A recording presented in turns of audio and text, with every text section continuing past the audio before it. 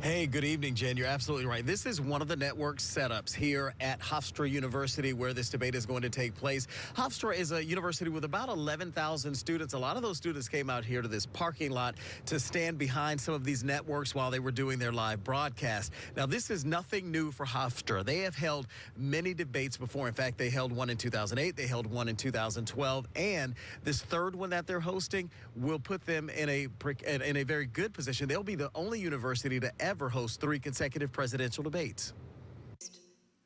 Here's how the debate will shake out. It will be divided into 6 time segments, approximately 15 minutes each on major topics to be selected by the moderator, NBC Nightly News anchor Lester Holt. Holt will open each segment with a question, and each candidate will have 2 minutes to answer. Hillary Clinton and Donald Trump will then have an opportunity to respond to each other, and Holt will use the time left in the segment for a deeper discussion of the topic. What do you think is going to be the number one topic we hear about? Dr. Ed Bitton, a University of South Florida professor in the Department of Government and International Affairs, told me there are a lot of key topics that may be discussed, but he says the economy is what people really want to hear about. Even in the height of the Vietnam War, 7 out of 10 Americans were concerned about pocketbook issues, and it's certainly no issue today. But if we can fit it into the current 2016 electoral context, what is going on is that the candidates are talking about jobs going overseas. But what about Trump's seeming reversal on the birther issues? Hillary Clinton and her campaign of 2008 started the birther controversy. I finished it. It's possible it may come up. And then there's Clinton's health. It's fair game. And likewise, of course, if you're Hillary, you come back and said, this guy doesn't have a temperament to be president. It's too brash.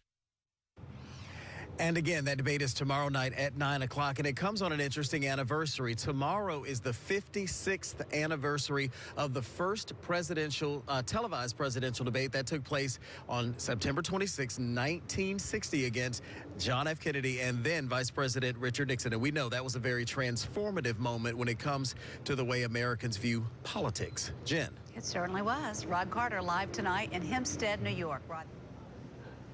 That is a tough question, and if I had the answer to that, then I would be the guy that everyone would want to talk to. Really don't know exactly what to expect. I can tell you, though, last night when I got here, there was a lot of activity already on this campus, and the first word I used on air was that I think this is going to be epic. I heard that a lot here, and I think that's going to be true. Again, the debate takes place right inside this auditorium here, and there are 100 million people expected to tune in tonight to see this. And I want to show you something. Take a look at this video. I think the scores of media out here certainly puts that into perspective. There is a huge media filing station with all of the positions there filled up. Outside, there's a huge media platform for all the journalists to file their live reports. This is Trump's first one-on-one debate, and he has to go in depth on a lot of issues like immigration, jobs, foreign policy. His campaign promises that he is going to come out swinging. He won't come out swinging. However, he will defend himself and may reveal his strategy to defeat ISIS. That's how they're saying they're preparing for this. All right, so I caught up with a longtime Trump supporter, legendary retired Indiana basketball coach, Bobby Knight. What advice did you give him? Well, I just said, hey, just be yourself. Be honest when you get up there. You know, don't try to manufacture things. You know, let everybody see just what you are. The guy is a very, very smart guy. And again, remember I said that there were a lot of media out here? I'm not kidding you. This is just one fraction of the TV journalists who are out here today. There's also, again, tons of them here inside this center. Can't see it, it's on the other side of those trees. And that's just inside the perimeter. Outside of the perimeter, there are also a bunch of journalists. There are a lot of students here, so it's quite interesting. A lot of people are going to be taking this in. It starts again at 9 o'clock tonight. 100 million people. That's huge. Expected to watch this debate. Wow, big numbers. All right, and Rod, I know it's probably very hard to summarize, but what is the atmosphere feeling like at this point? It's kind of a three-part answer, if you will.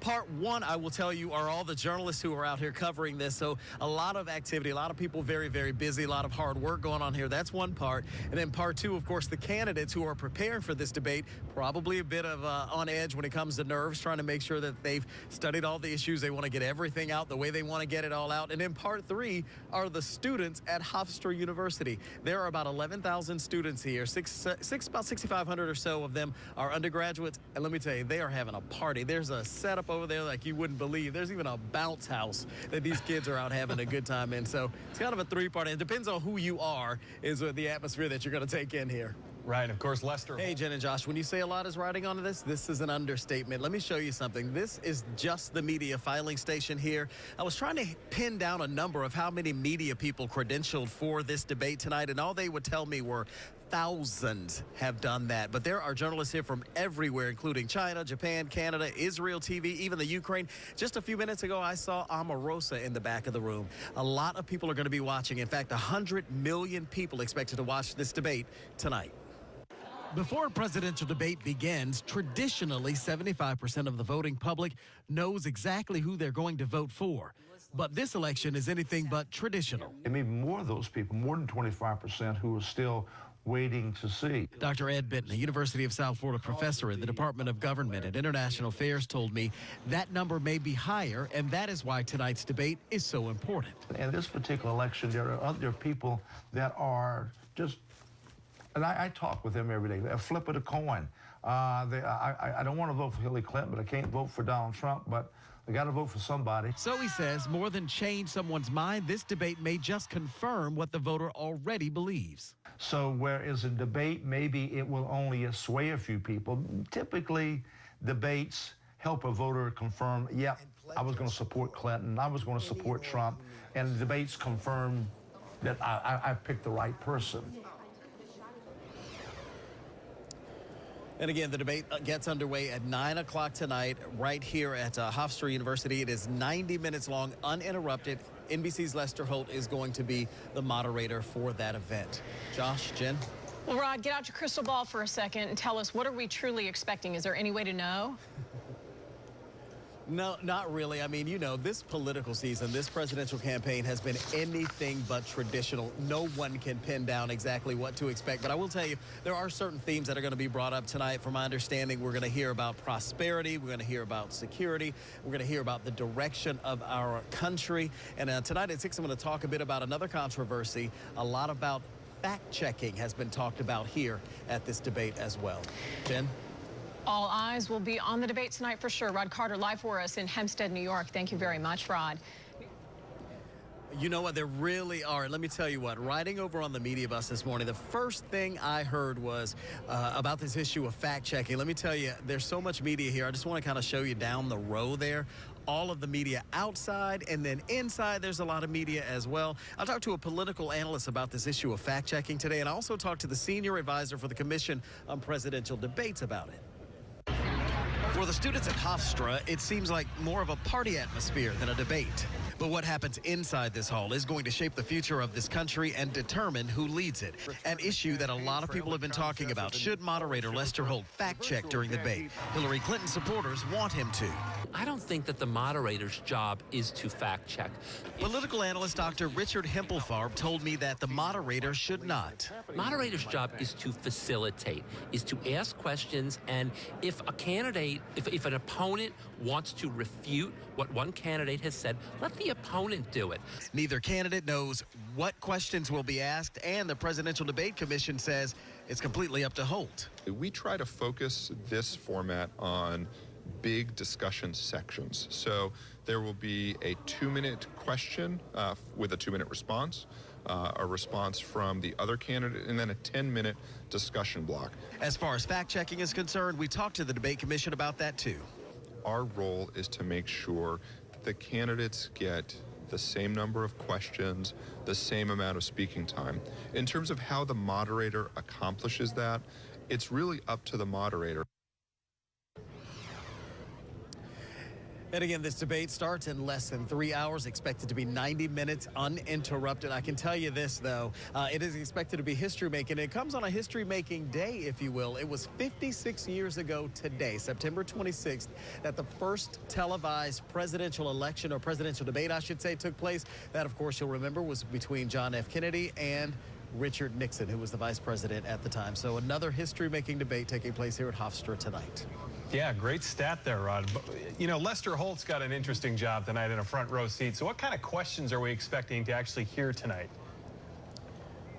Interesting is one way to put it. I will say a lot of pressure is going to be on Lester Holt tonight, too. And you read any articles about this debate, and you'll see some of that pressure on him. We don't know exactly what the questions are. They're really up to him. We can tell you kind of what the themes are going to be, and they'll be about prosperity, security, and the direction of our country. So it's going to be a very interesting, very lively debate, to say the very least.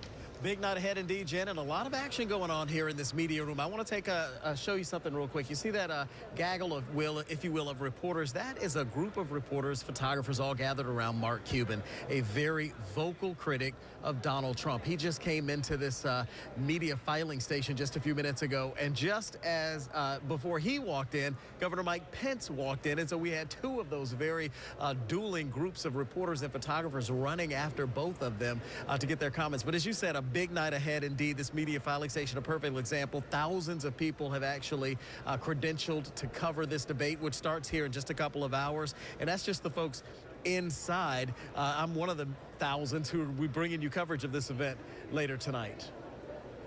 Before a presidential debate begins, traditionally 75% of the voting public knows exactly who they're going to vote for. But this election is anything but traditional. And maybe more of those people, more than 25%, who are still waiting to see. Dr. Ed Benton, a University of South Florida professor in the Department of Government and International Affairs, told me that number may be higher, and that is why tonight's debate is so important. In this particular election, there are other people that are just, and I talk with them every day, a flip of the coin.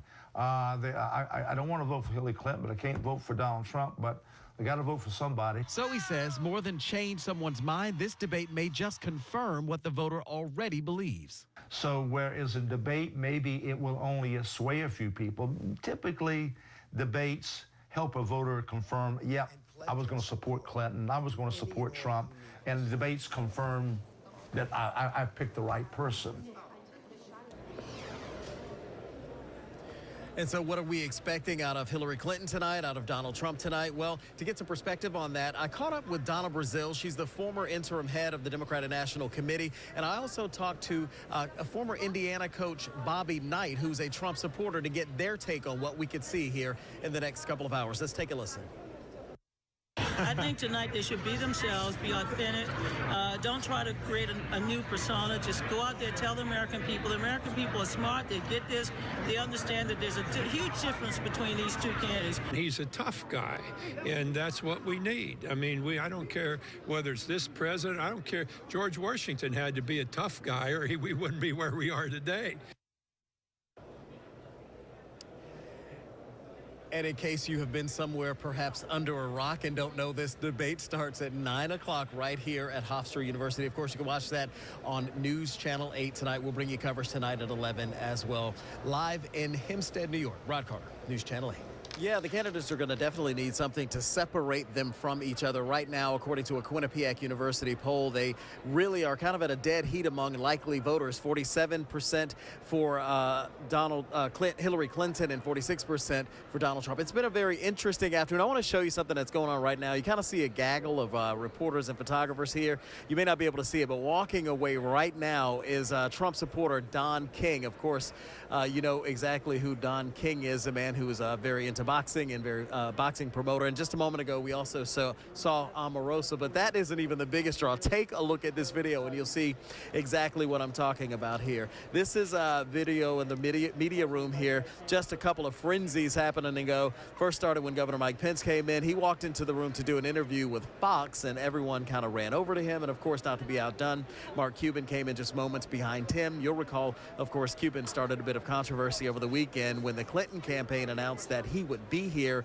And Donald Trump tweeted immediately after that he was going to invite Bill Clinton's paramour, Jennifer Flowers, who was uninvited again within the next day. Now, all of that aside, the bigger question tonight, what is going to happen on that stage? For the students at Hofstra, it seems like more of a party atmosphere than a debate.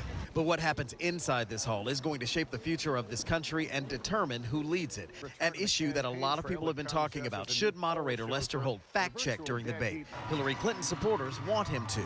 I don't think that the moderator's job is to fact check. Political analyst Dr. Richard Hempelfarb told me that the moderator should not. Moderator's job is to facilitate, is to ask questions, and if a candidate, if an opponent wants to refute what one candidate has said, let the opponent do it.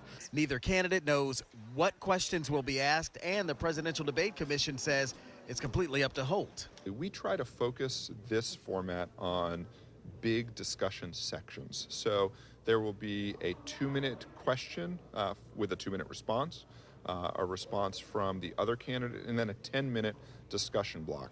As far as fact-checking is concerned, we talked to the Debate Commission about that too. Our role is to make sure that the candidates get the same number of questions, the same amount of speaking time. In terms of how the moderator accomplishes that, it's really up to the moderator. And of course, the debate starting in less than an hour at 9 o'clock. You can watch that on News Channel 8. All of the networks are going to be carrying it. It could end up being a very historical debate, on a historical day, actually, because it was 56 years ago today that the first televised presidential debate took place. Of course, that was between then Vice President Richard Nixon and John F. Kennedy. That was a transformative moment for politics here in America, and this could be another one of those transformative moments. Jen? It certainly could, Rod. Rod, you've been up there all day yesterday. Have you gotten an idea yet of what themes that we could possibly hear from the candidates during tonight's debate? You know, that is the million-dollar question. I literally would have to pull out a crystal ball to try to tell you exactly what is going to be talked about. But I can tell you what the themes are that we're hearing that Lester Holt is going to bring up. And those themes would be, I want to make sure I get that right, one is going to be general themes that'll be prosperity, security, and then the direction of our country. But as you know, everything and anything is fair game. That's I think you said it exactly right, Keith. They were very cordial at the very beginning, but it didn't take long to actually see what would really happen. I want to kind of just give you an idea of what we're looking at right now. Donald Trump and his family just came down here, and they're going to the spin area now to have a conversation about the debate and kind of talk about what the debate was in terms of how they felt they did. A lot of other people have come into the area also as well. But as you mentioned, within moments, Clinton and Trump sparred on a lot of topics, starting with jobs, the economy, and who will be best to handle it. And then part of that fight had to do a lot with Donald Trump's taxes as well. I will release my tax returns against my lawyer's wishes when she releases her 33,000 emails that have been deleted. Fireworks nearly from the moment Donald Trump and Hillary Clinton hit the stage. Moderator Lester Holt began the line of questioning with jobs and the economy, but sharp comments came about Donald Trump's taxes. It must be something really important, even terrible, that he's trying to hide. And the financial disclosure statement, they don't give you the tax rate. They don't give you all the details that tax returns would. And it just seems to me that this is something that the American people deserve to see. And I have no reason to believe that he's ever going to release his tax returns, because there's something he's hiding. You don't learn that much from tax returns, that I can tell you. You learn a lot from financial disclosure. And you should go down and take a look at that. The topic of racism also discussed tonight. Trump saying the country needs law and order, even saying that New York's now unconstitutional stop and frisk policy should perhaps be brought back. The African-American community has been let down by our politicians. They talk good around election time, like right now. And after the election, they said, see you later, I'll see you in 4 years. And of course, there was the birther issue that came up as well. Lester Holt asking about that, and that got a lot of different comments as well. And again, all of the folks are here in the room right now, and there are a lot of different politicians who are here to kind of give their spin on exactly what happened in this debate, who won, who lost. But I can tell you from the very beginning, as you noted, Keith, it was a very tense debate, as we all kind of really expected. Keith? Yeah, and where you are right now is kind of the spin room area. Behind you, a lot of reporters, and I know in the audience, all of these dignitaries, very important people, they were told to be, mum, keep quiet, let them speak. Was there any reaction in the room where you are as reporters were listening to this just battle back and forth between these two? It's interesting you would say that, because we're all watching the monitors. You've been in this situation before, so you're watching the monitors, and you heard Lester Holt admonish the crowd there in the auditorium to not have any remarks. Well, a lot of the people here were kind of, there were moments where people would kind of chuckle, and there were moments, there were a lot of stingers and zingers in this thing. So there was some reaction here in the room too from a lot of people, And now the real spin begins tomorrow at the water cooler. Everybody will be talking about what they saw and heard tonight. Thank you, Rod Carter, live in Hempstead, New York, with the latest on that first debate.